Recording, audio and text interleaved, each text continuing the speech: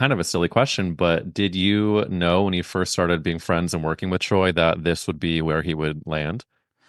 I did not have a single doubt.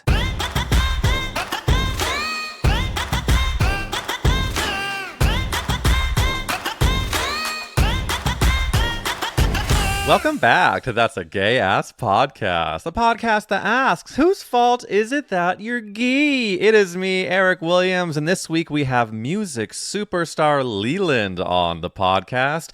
Leland is a singer-songwriter you have seen on a million episodes of RuPaul's Drag Race.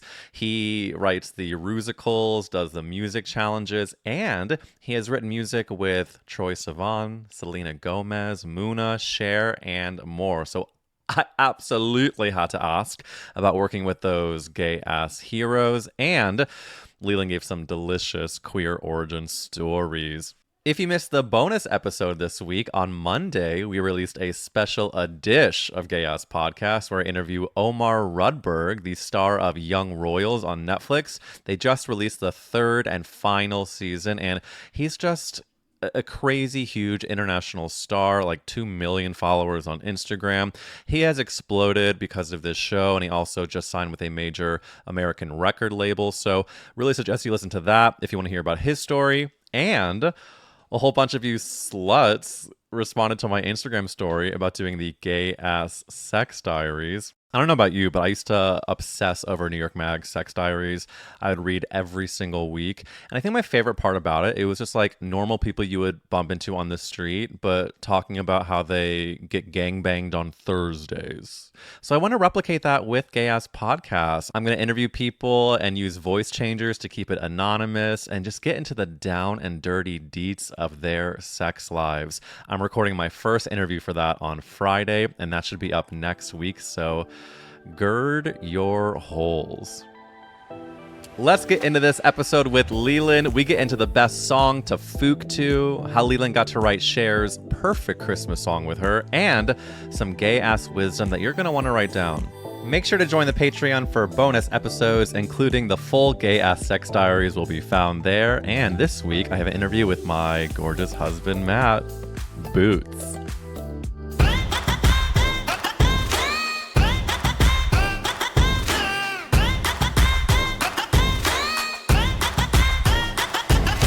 Leland is on. That's a gay ass motherfucking podcast. Hello, Leland. language. Musics. I'm sorry. I can't believe I used the F word so early on. But G word. Do you forgive me? Is my first question. Of course. Thank you.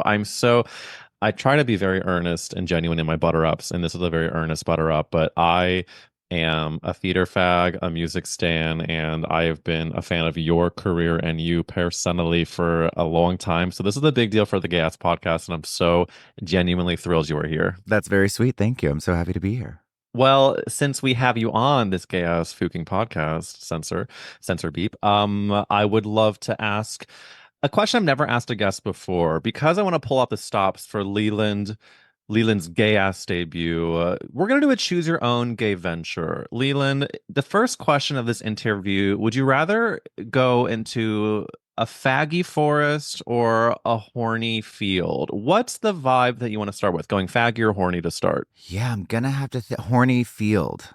Yeah, horny field right away. Oh, yeah. I love a horny field. I'm doing by the hand snowman into the horny field. Yeah. It's like the influencer things where you can only see the hand guiding you to the horny field. Follow me to the field to the AT&T, horn. The AT&T tent in the horny field or something like that. Yeah, this is all. There's an activation. There's an activation. Yeah. And first and foremost, there's always an activation. Now, there's actually two different activations in this horny field. So I'm going to start with one. The first activation, AT&T wants to know, Leland, you tweeted many gorgeous tweets, but one that is horny in partic is you said, quote, "You probably had sex this year to a song that I wrote." Leland, question for you. What song do you think is the best to fook to that you've worked on? So I see we took a hard left from horny fields to cringe meadow. And absolutely, whatever meadow you want to call it, hun. I think there's nothing cringe about it. That's so funny. Sorry, what was the question? What do you think is the song that you've worked on that's the best to fook to? Oh, I would say, I mean, at this point, definitely Rush. Mm. I mean, it's even rhythmically. It's yeah, you know, it's a toss up between Rush or from Drag Race. I'm in love. I'm in love. It's a toss up. You know, like well, you Oh can my go God. either way. You can go either way. Round one is Rush, round two Yes. is Rue. Yeah. Okay, so since we're already on this, I'm glad you chose horny because I'm feeling so kindred. For your follow-up question, you wore a stunning Luke to the Drag Race finale last year. That was all latex. Leland, tell me, are you a kinky bitch? I am an aspiring kinky bitch. That's right. I wore on the carpet Daniel Fletcher, and then for the performance, yeah, that was full black latex, and that was so fun. And it was also fun to have like a costume change and during Yeah. that, and that was so fun. But yeah, I definitely am discovering actively like discovering that part of myself. Well, since it's rare I get to talk to someone who has worn full latex, did you have to lube yourself up to get in there? No, no, no, just slid right on in. Mm. Well, I think we can do a full circ to more of the kinky questions because I want to lay a foundation before I make you tell me that you want to get peed on. So let's get into let's get into the things we want to get into. Leland, can I just congratulate you on the amazing projects you've worked on, the amazing people you have worked with? I feel like you have built a career that was targeted just at my gay ass. I mean, obviously the Troye Sivan of it all, the Cher of it all, the Muna of it all, the Rue of it all. And let us not be remiss when we say how huge these past few years have been for you. You do not feel any cringe. I'm doing this because I want to do this. This is not to do this, Okay, but I'm just going okay. to tell the girls listening. Leland last year had on Spotify alone 950 million streams and 104 million listeners on his songs.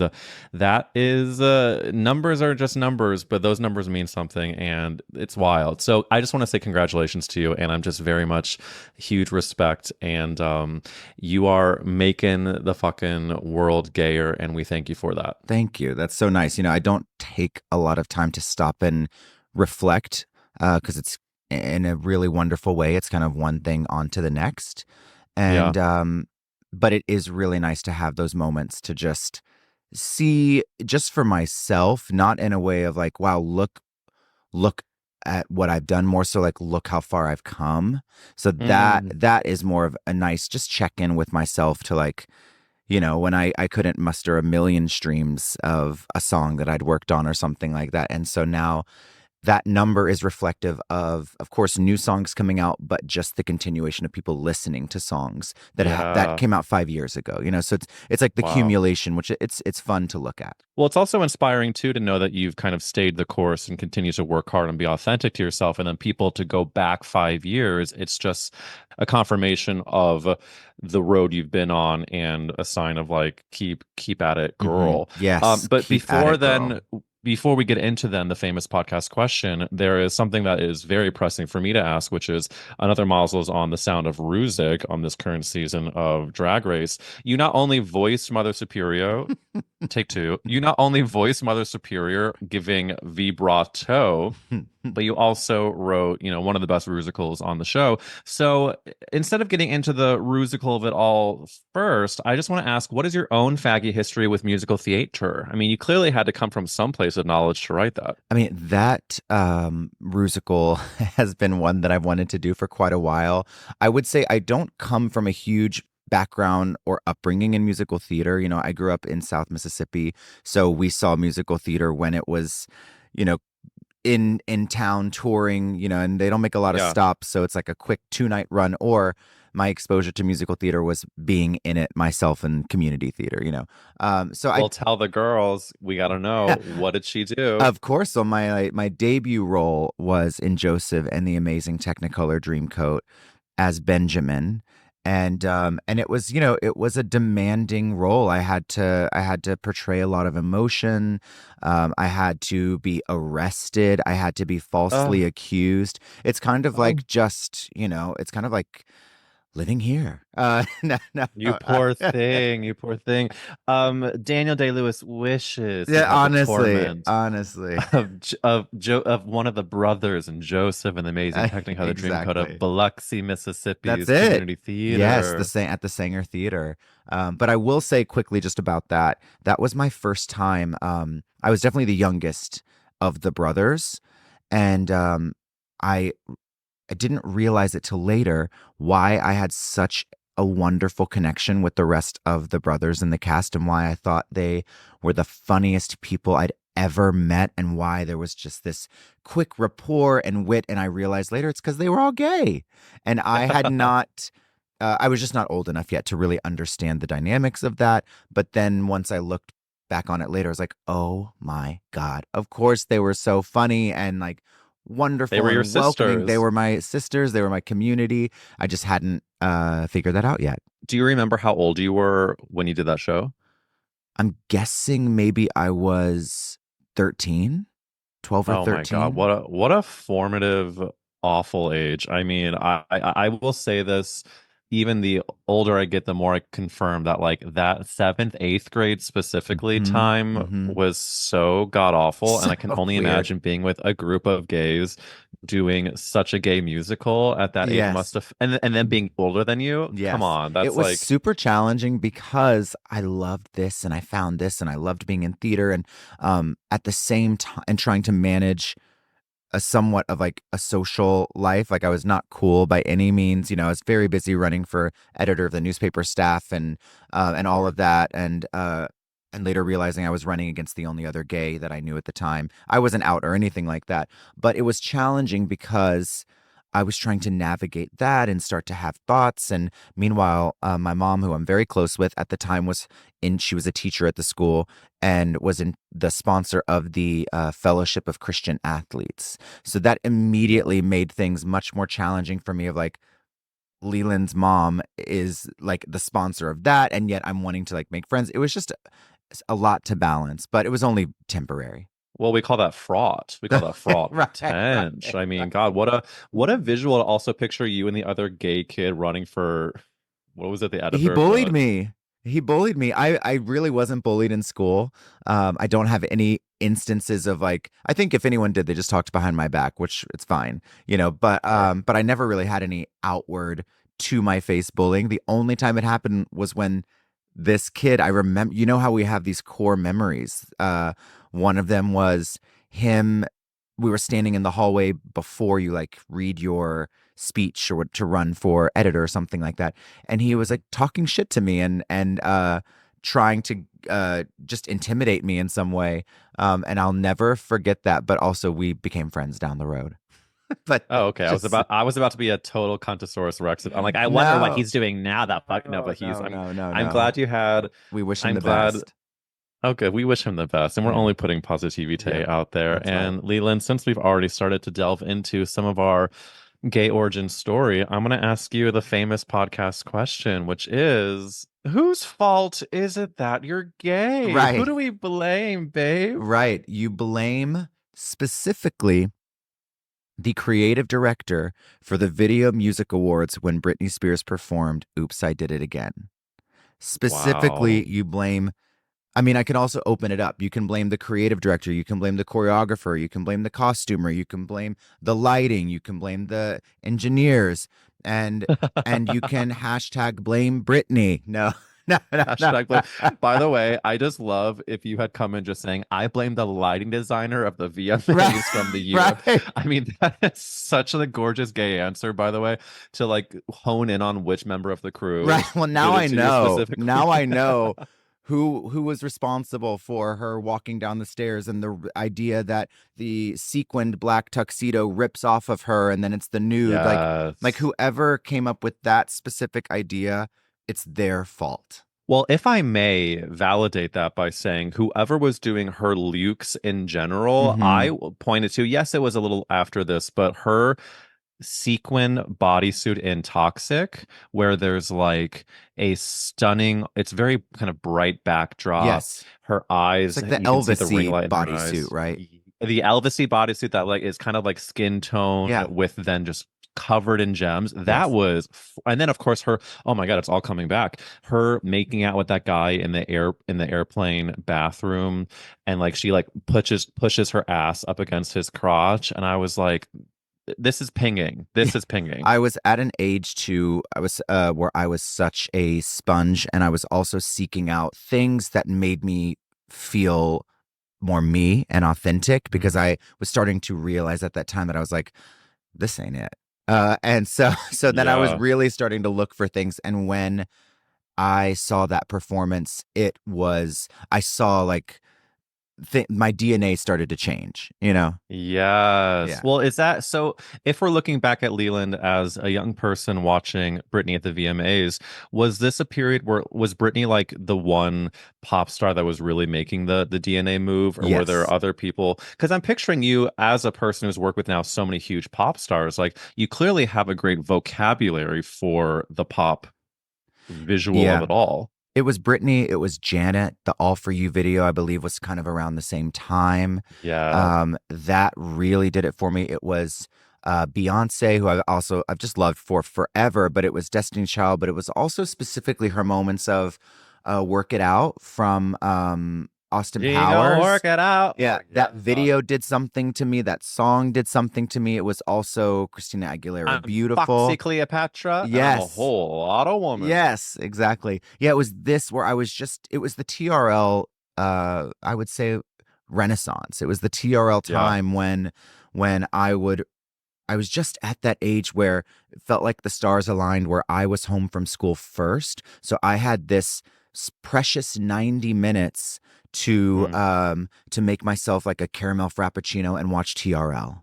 Like, you know, like I mean, that's all we did in Mississippi. Like there's nothing to do, you know. So Wait, did you do homemade caramel fraps?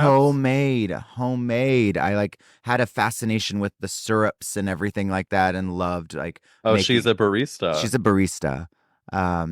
Yeah, that was a really special time, and I also realized I fully pivoted from when you brought up Sound of Music, but all of that to say too, you know, Sound of Music was a big movie in my house growing up. So it wasn't that I had this Wow. extensive musical theater background, but the Sound of Music was I saw it probably like 100 times before the age of 10.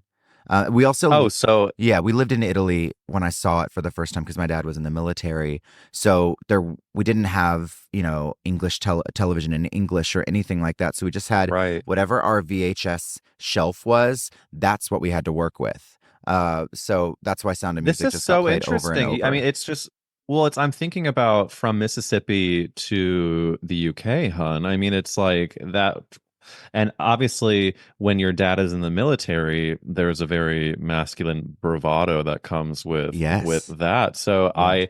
not to get too BTS Oprah vibes about it all, but can you talk about the relationship to like you coming into your Queenie realness with these pop stars, and also being in these, not to project, but very straight parts of society? Totally. You know, I what's nice is for me is I feel like I've retired my sob story. I've retired Oh, my like the idea of like going back and reflecting on it all the time. I don't do that anymore. So yeah. it's nice. I just look at it with like, oh cool, I needed that. I don't know if I would have ended up here if I didn't.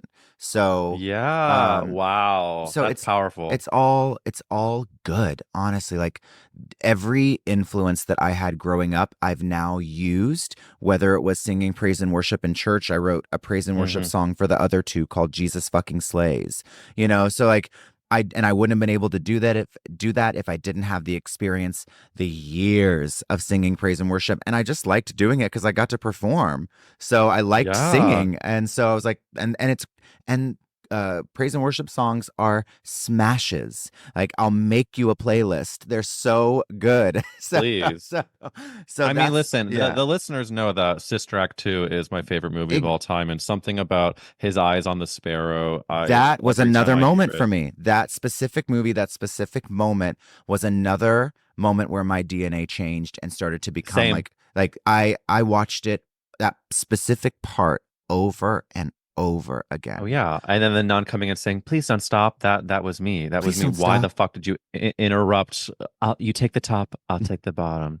I sing. And and now I say that these days, but it has a different meaning to it. But I'm always referencing. I'm always referencing.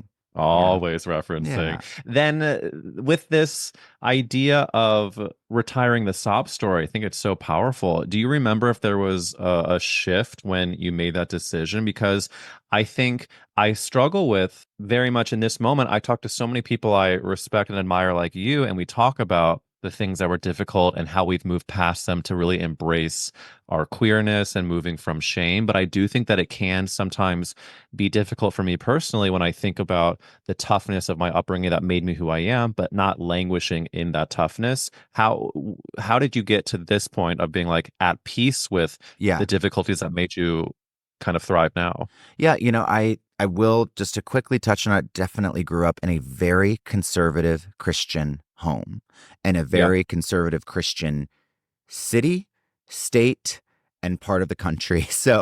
Um, so it definitely wasn't easy, especially as I started to realize I was just very different than everybody else that I was around. But, I would say I had for me, I don't have that many realizations, but it's nice to have the ones when you do, and hopefully I'll Yeah. have more as I continue to grow. But I had this realization where I was like, God, whether it's going on a date or meeting new people or meeting younger songwriters or meeting big songwriters or big artists, I found that my headline was always, here's how much I've gone through to get here. And I found my headline was, I used to cater. I had 4 jobs. I had this. I was doing everything under the sun to stay here. I was sleeping on all that stuff. And I got bored of myself talking about it. Yeah. And I was like, if I'm bored, I can only imagine. And that's just not the energy I want to be putting out when I'm meeting people for the first time. It was the realization that I don't want people, when I meet people for the first time, I don't want them to immediately meet who I was and where I came from. I want them to Oof. meet who I am now. And that is something that I really have to constantly remind myself about, because I was in such an underdog mentality for so long, because I felt like I wasn't being seen, or no one wanted to Yeah. take my song seriously, Yeah. or if someone didn't want to fuck me, then they didn't want to give me the time of day or help me, or Yeah. whatever. And also just the idea of needing help or thinking I deserved help, or like all that kind of stuff. So I just got bored of letting that be my leading headline. And now I'm like, no, I've worked really hard to get to this chapter, and I want people to meet this person. Wow. No one has put it that way, and it really hits me hard because what your headline is a really succinct and smart way to be like, well, what energy am I putting out to see what I can receive? And obviously, I don't want to make an assumption, but I'm going to assume that when you started to be proud of who you were now and presenting that headline of this is who I am and who I've worked so hard to be, and not leading with the quote unquote sob story, is it too much to assume that things started to open up for you in bigger ways? I just feel so much more confident in every aspect, like, which is Yeah. so nice. And in social situations where I would maybe go into it, of course, I still have my like anxious moments or socially anxious moments or whatever, but yeah, I do feel like the dust has settled, and it's nice. It's okay for people to meet me in this chapter. Yeah. Yes. Can I ask you a selfish question? Because I made that decision, I think, to not judge my value based on my career success or not being where I want to be, and more judge my value on why I'm proud to be who I am. And I'm Mm-hmm. starting to see those really beautiful things happen for me. Mm-hmm. But I do think I'm on the kind of a crest of a wave, and Yeah. there's things that haven't. I can see what's to come, but I'm still frustrated by the waiting and still those lingering anxieties. So what was it like for you to start to see that shift, and how did you continue to push, or what did you tell yourself to break over that crest?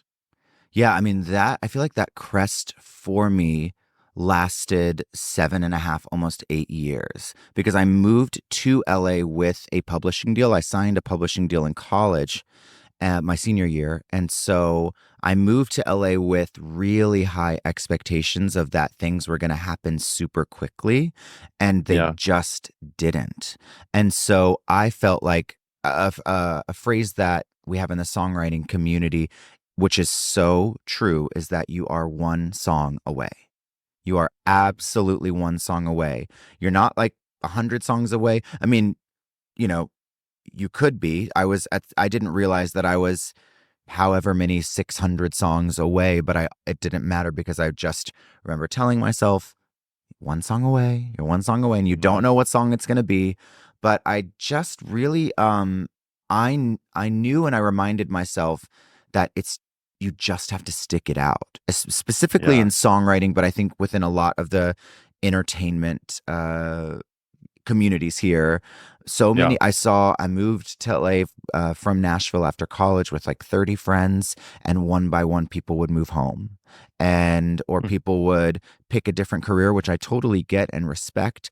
But people just one by one till I felt like I was the last man standing, and then thankfully, nothing feels better than like doing this with friends and having friends share the success with you. So, Yeah. but in my immediate group that I moved here with, it was really tough. And I don't fault them for it because I had to get creative to figure out how to stay living here, So, Yeah. I was like renting out my guest room on Airbnb and an assistant for someone else down the street running their Airbnb and like so many different things that I also loved it because I love running a little side business or side hustle or whatever. So, Yeah. but We yeah, love a we love a entrepreneur. yes. I think it's a great way to look at the sticking it out too, because it's so cool to see the people around you start to rise with Oh, you. it's And the I think best. one of those people that is so cool to see your collaboration, and of course their music, is Troye Sivan, with the amazing success that he's had. And kind of a silly question, but did you know when you first started being friends and working with Troy that this would be where he would land? I did not have a single doubt. I just knew, I love talking about this, and I feel like Tyler's gonna eventually be like, "Can you just stop?" But I was dating for a very brief moment Tyler Oakley, and Tyler said he was like, "I really would love for you to meet my friend Troy. He just signed a record deal, and I know you're writing, and I'd love to like connect you guys." And I always give him credit and always thank him whenever anything good happens with Troy or something we've worked on together because Tyler connected those dots, completely changed my life. I'd been working really closely with Ali X probably for a year leading up to the point where I met Troy. And so when we connected, I was like, yeah, why don't we set up a writing session? Do you know Ali X? And he was like, oh my God, I'm such a fan of her. It's like, great. So then brought Ali in, and the first song we ever wrote together, quite a few years later, ended up being a song on BTS's biggest album, BTS Map of Wow. the Soul 7. But yeah, I always knew from the first time we had a writing session, I was like, this person has a point of view, is ambitious, but not competitive, Yeah. and also the biggest thing that at the time was scary for me, but I knew I needed to stick with it was he's using same sex pronouns and not scared to do so.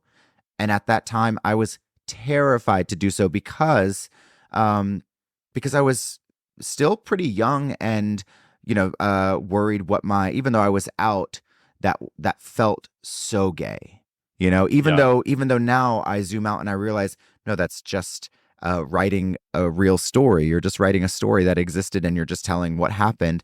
But at that time, it felt really radical to me. But I needed that. So, but I Well, it's always one thing knew. I think to lead with that personally, and it's another thing to then professionally be loud and proud. And I can see that it's a paradigm shift to be like, oh, actually, an organic story for me is my story that happens to be gay, Yeah. but I'm sure it's a mind fuck Yeah. to witness that, especially at such a young age. Um, let's give snaps to Tyler Oakley for a second, because one of the most amazing things I've witnessed in my only 2.5 years, 2 years and change in LA is the people who are like Troy, who have that ambitious but not competitive spirit. And then once you link up with people who are also ambitious but also all about connecting and the work, and then when they connect you to people that just uplifts everyone's work, Hmm. that is such an amazing trait. And it sounds like Tyler has that. And I have multiple people now in my life that have been that way for me. And that is such an incredible quality, especially amongst queer people, to uplift each other. And Oh, there's yeah. so many conversations about toxic and community vibes, but then I want to make sure we also give like the snaps to the people that connect, and clearly you are another connector as well by bringing people together and working on such amazing projects. And obviously that means I'm going to have to ask about a project with the one and only Cher. You Oh, tweeted, "It's still so wild to me that my friends and I wrote DJ play a Christmas song for Cher. We heard she was making a Christmas album and decided why not give it a shot. We all met up, ordered Cheesecake Factory, and wrote this song in a couple hours." What? yeah. Yeah. That is really one of the quickest manifestations that has happened. But it felt like assembling the Avengers. And Did um, you pitch to Cher's people, or was Cher so looking for Christmas yeah, collaborators? she was looking because so my friend Sarah Hudson, who brought us all together, and it was her. Sarah reached out to us and said, "Guys, like I know it's a long shot, but Sarah's dad used to work with Cher. So when Sarah was a kid, truly like I don't know how old, 5 or 6 years old, Cher would babysit her. And they spent time together and on all of that. So she knew Cher as a kid, but they reconnected much later through this song. And it's just such a beautiful story. And, we hadn't sent anything to Cher. And we just went with our gut as to like what kind of song we think we would love to hear her on. Yeah. And so it was the first we all got together at my friend Jay Hart's studio, and it was the first thing that we wrote. And Jay Hart recorded the demo, and the demo was unbelievable. And then a few weeks went by, and this is such a good story that I believe Sarah has shared publicly. If not, she really should. But when we got the voice memo from Sarah in our group text saying, Cher just called me. She loves the song. And then it just went from there and cut to us going to Cher's house in Malibu for an album listening party. Oh And my God. it's been just such a beautiful, fulfilling experience. So it makes me so happy for Sarah that she gets to reconnect with Cher in this way. And we're manifesting like a Grammy nomination for Cher or a Grammy win for Cher. Manifest. And by the Yeah. way, it deserves that song. The first time I heard it, I was like instant classique. And it's just, like you said, everything you want in Cher on a Christmas song. And by the way, it like I saw that it was her first song to reach the Billboard Top 100 in like 22 How years. And I mean, wild. like, wild. It was really fun. And, I wrote this song literally with my like best friends. And so every day we were like, okay, what is one thing that each of us can do to support this song? Mm. And so whether it was texting a friend who might have a big following and being like, hey girl, never ask for favors or anything, but do you mind just texting about or like, posting about the song, whatever you want to do, Yeah. whatever you're comfortable with, just putting things out there and just seeing what happened. And a lot happened. It was Fuck yeah. really, really incredible. So, You gather the um, troops, babe. it felt like Um, we did. And then also Cher worked her butt off performing this song all over the world. And we were so appreciative that she would support the song in that way. Because let me just say, I'm already tired. I'm just tired. And so I can't imagine going from country to performance, TV show. We were so grateful for that, the way that she supported the song. And it also just went And to show how much she loved it, which is awesome. yeah, and also Cher's not 30. I mean, Cher's lived a life, and to do that, and also it's so cool to me to see the way the song has now had a new life, like Kelly Clarkson covering it in karaoke. How Yeah, wild. like wild. I mean, Kelly is another one of those people that I think I could say made me gay, and Yeah, just absolutely. I is voted for her. huge. I I did. was I like, did was she? For a second, I was like, did she run Did for she run? office? Right. Obvious. Kelly 2024. Leland, what other song of yours would you love for Kelly to cover? Wow. Let me think. Let me think. Oh, one of your girls. Yes. Kelly, I love I can hear her voice on it. I can Yeah, hear yeah, her yeah, voice yeah, on that yeah. chorus. She would sound amazing. I can see. And by the way, I'm also picturing her like doing Troy drag, but still Kelly. Yes. And it's just a bit of a heavier beat. Yes. I can hear her singing the shit out of that. So, because you're on That's a Gay Ass podcast, it is in my legal contract to ask you another podcast question, which is Leland, if the world was ending, you could only save one character actress. Who would you Oh my save? God. Oh my goodness. I think you would consider her definitely just Molly Shannon. That's it. Oh my God. And by the Yeah. way, you're the other two connection of it all That was was her so love this cool. answer. Yes, yes. That's what I would get in my car, race over to Larchmont. I don't know where she lives, but that's the only place I've run into her a couple times. And I'd be like, she's here somewhere. She's here somewhere. And I would rescue her.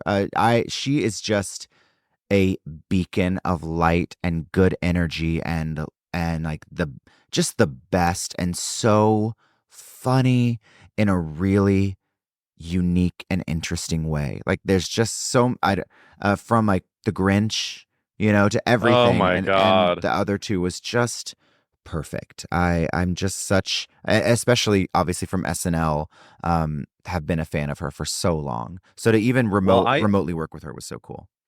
oh yeah, and by the way, the other two, for anyone listening who doesn't know, you've written multiple songs for the show, and the other two is so the language of this podcast and so many gays. But Molly Shannon to me is such a good answer because the word is overused, but to be in her presence would only be a mother-child relationship. Like she is mother Yeah. and she You're embodies right. every part of that energy, the Yes. humor, the kindness, Yes. the earnestness, Yes. the wackiness. Like my own mother asked me, because we have new merch coming out for the podcast, and of Mm, course there's going to be another character actress reference, and my mom's amazing. like, so why do gay people like character actresses? And I had to give her a bit of a TED talk on the phone to be like, well, it's these women who are so unapologetically who they are, and I think that it inspires us as queer people to be like, oh, you're a wackadoo nutso person, as am I, and we're going to not apologize for that. And Molly Shannon, I think, has always been just so shamelessly insane. At Beyond, and so special, and like just has such a an amazing skill set for adapting to different roles, and whether it's comedic or dramatic. Just yeah, I'm just so impressed. I hope we get to work on something else in the future. Yeah, well, again, we'll manifest. I mean, your track record now with all these powerful women, amazing women. I think it's Starting with your paths RuPaul. will cross. Starting with RuPaul and then getting Mhm. into stalking Molly Shannon in Larchmont Village. Can you, since we have brought up Mother Rue, can you tell us what was the inciting incident for you to start working with Rue on Drag Race? Obviously, you've now done so much work on the show, which Mhm. is, incredible. But what was like the first, how did we get there? One of my dear friends used to work on the show, and he invited me to sing on the challenge Bitch Perfect. Mm, And so I'm singing all the bass parts.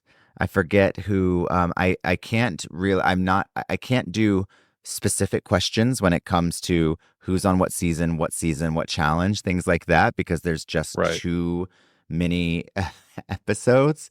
But I remember singing they're coming through, whatever that low part is. And I also always loved growing up in a movie when there was a juxtaposition between a low bass voice and whoever the character was on screen saying that Mm. part. So I've really tried to utilize that joke a few times in whether it's musicals or girl group challenges or something. But that was just so fun for me. And so that was the first thing I did where I was just singing on it. And then I think it was the next season where I worked on All Stars 2. And the Rusical that I helped put together was Baddest Bitches in Herstory. And then from Mm. then, it was just became more and more. Well, again, the long game of it all. I mean, from the baseline to the big time. Hard. Um, My there's book title. another there's another mother that needs to be brought up, which is this might be a bit of a curveball to you, but I need to know your involvement with Gwyneth Goes Skiing. Yeah, yes, There yeah. is a musical of the trial that Gwyneth was sued for what? Skiing over this old man's fucking foot. What happened? Allegedly. Sorry, allegedly Gwyneth, and then of course Gwyneth lost a full day of skiing. But there is a musical that I've now read is continuing its life. It includes the voice now of Darren Criss. It includes the voice of friend of the pod, Catherine Cohen. Yes. What the fook is going on with this Gwyneth Go Skiing musical? And what you obviously are contributing the music, but Yeah. what the fook is going on? So I went to Fringe Festival in Edinburgh in August for the first time, and I went alone. And my friend met me there towards the end, but I really went, I would say, for 80% of the trip alone. And it was actually life changing. I'd wanted to go for so many years. When you get there, you start to hear about which shows you need to see, who's Yeah. really funny, what shows are selling out that you need to get tickets for right away, all of that. But prior to going, I'd done my research and looked through the shows, made my itinerary and noticed there was a show called Princess Diana, The Untold and Untrue Story, put on by now two of my dear friends, Linus and Joseph, with Awkward Productions. And so I went to go see their show and we DM'd a little bit prior to getting there. And but I went to go see the show. They had two shows running. And then we met after and had lunch, and it was just so easy. And like, Mm. they were so funny and so sweet. And in that conversation, I said, well, guys, like, I don't want to insert myself into anything, but if you ever need a song for something, I would so be down and love to do something. And they were like, it just so happens we're working on a Christmas show. And they told me their idea. And I was like, you've got to be kidding, because I had just thought about that for Drag Race. Wow. There's always a million ideas swirling around, and then you wait to Yeah. see what lands. But that was certainly on my radar. And I was like, you've got to be kidding. I just spent some time thinking about how to do this. And so we partnered up, and they cranked out the show while they were still performing Princess Diana. And then I was working on the songs, and it all kind of came together. And then the first workshop went really great in London. And from then I asked Trixie if she wanted to be a part of it, playing Blythe Danner, and then asked Oh yeah. Darren, and we went out to Darren and Catherine. And Catherine and I, now we're friends, and I'm so grateful to know her. She's truly one of the funniest people. I also just need more girls in my life, and she is so funny, the best energy, so quick, and reminds me of the girls that I was friends with in college that would make me Oh laugh yeah. so hard I couldn't breathe, that I'm still very good Well, friends with to this day. ironically, I met Catherine Cohen when I was a sophomore or a junior in college myself. She was dating my like best guy friend, and I've like obviously the journey since then, it's been so incredible to see. But I know she was a huge hit in the Fringe, and she Yes. is such a great choice to be a part of any project, Her especially. singing voice is so good. I cannot, which I knew already, but to hear it recorded on these songs, she really, really shines. So I'm excited for these songs to come out, which they will eventually. But we're taking, yeah. So Gwyneth Goes Skiing is skiing into the Fringe Festival this year for all of August. So I can't wait to go back this year with a show. I mean, amazing. And what a perfect idea for a show. There's I'm sure so much to look forward to. And I think the part about living in LA that sometimes can feel isolating when it comes after having lived in New York, where it's such a theater town. Hmm. I always just try to make myself feel better by saying I'll either be able to see these shows when I visit New York, or they will come to LA. And I think Gwyneth Goes Skiing, if it were ever to come to LA, it would fucking It kill is. It's it. coming So, to LA pretty oh, soon. It's coming. It's not announced, but yeah, it is coming to LA. It's coming to New York. I'm really, really excited for them. yes. Oh, what good news. What good news indeed. Because we have not gotten into some of Leland's personal sheets, talk to me, Leland. Are you single, looking, or want to be match made by me because I'm starting a business? Yes to single, no to looking, I love and that for you. no thank you to being match made. Um, I am open to it, but it takes a lot of work. I love to work and I love to hang out with my friends, and I also recognize this is the chapter I'm in right now. So, Yeah. so I would rather go into something where either it just like fucks me up in the best way, and I'm like, I got to rearrange everything to make this work, Yeah, yeah, or yeah. I am so happy just continuing to meet people, have great experiences, and but right now I'm in a chapter where my plate is full, just personally Yeah. and professionally. And so I know that I really can't put energy towards that, but at some point maybe. Well, here's what I love about that. You're doing what my therapist would tell me for years, which was, quote, let it be organic, Yeah. hun. You are just taking things as they come. You're looking at your plate. And if something were to come up, honey, you'll go down and down and then Right. all around. Exactly. Uh, Yeah. Not on any dating apps or anything. I am on Grinder, but that's not for dating, at least for me. yeah, famously, it can be, but Yeah. Definitely it's made for me friends. become, Yeah. oh yeah. And it's for me, it's become a thing where I procrastinate. It's Mm. mostly what it's been for me, which I don't love. But if I'm like having to write something or work on something that's difficult, I'm like, why don't I, instead of doing the difficult thing, look at cute guys on Right. this box in my hand? Yes. Well, listen, I'm gonna ask you a final question before we wrap things up. I did not prep you on Leland.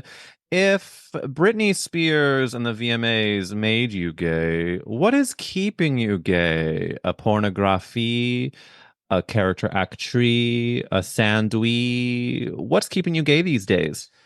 In I would say right now, what's keeping me gay is Feud, the Capote versus the Swans. Sure.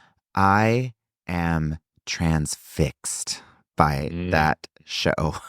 um, it is so fun, and it has so many amazing female actresses in it, and also the actor that's playing Capote is brilliant, and I loved the Capote, the Philip Seymour Hoffman movie.